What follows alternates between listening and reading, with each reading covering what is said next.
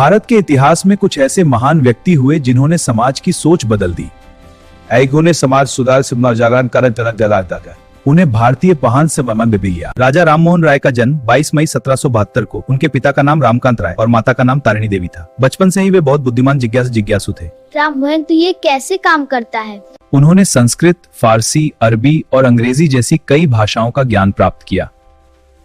कम उम्र में ही उन्होंने धार्मिक ग्रंथों का गहराई से अध्ययन शुरू कर दिया था। उस समय भारतीय समाज में कई कुरीतियां फैली हुई थीं। सबसे भयानक प्रथा थी सती प्रथा। पति की मृत्यु के बाद महिलाओं को जबरदस्ती चिता में जला दिया जाता था। राजा राममोहन राय ने इस अमानवीय प्रथा का जोरदार विरोध किया। उन्होंने लोगों को जागरूक किया और अंग्रेज सरकार से इसे बंद करने की मांग की। उनके अथक प्रयासों के कारण 1829 में लॉर्ड विलियम बेंटिक ने सती प्रथा पर प्रतिबंध लगा दिया। यह भारतीय समाज सुधार के इतिहास में एक बहुत बड़ी जीत थी। राजा राममोहन राय ने महिलाओं के अधिकार, शिक्षा और समानता के लिए भी आवाज उठाई।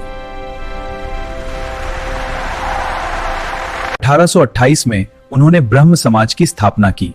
इस संस्था का उद्देश्य था समाज में फैले अंधविश्वास और भेदभाव को खत्म करना। वे मानते थे कि सभी धर्मों का मूल संदेश मानवता और प्रेम है।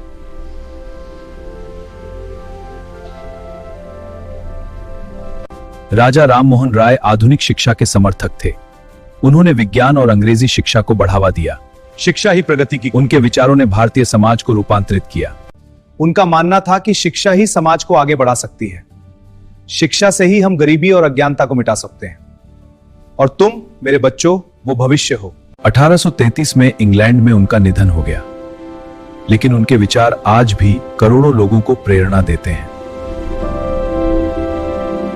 राजा राममोहन राय ने साबित कर दिया कि एक व्यक्ति भी समाज में बड़ा परिवर्तन ला सकता है। समाज सुधार, महिला अधिकार और शिक्षा के क्षेत्र में उनके योगदान को भारत को हमेशा। राजा राममोहन राय केवल एक व्यक्ति नहीं, बल्कि एक विचार थे, प्रगति और मानवता का विचार।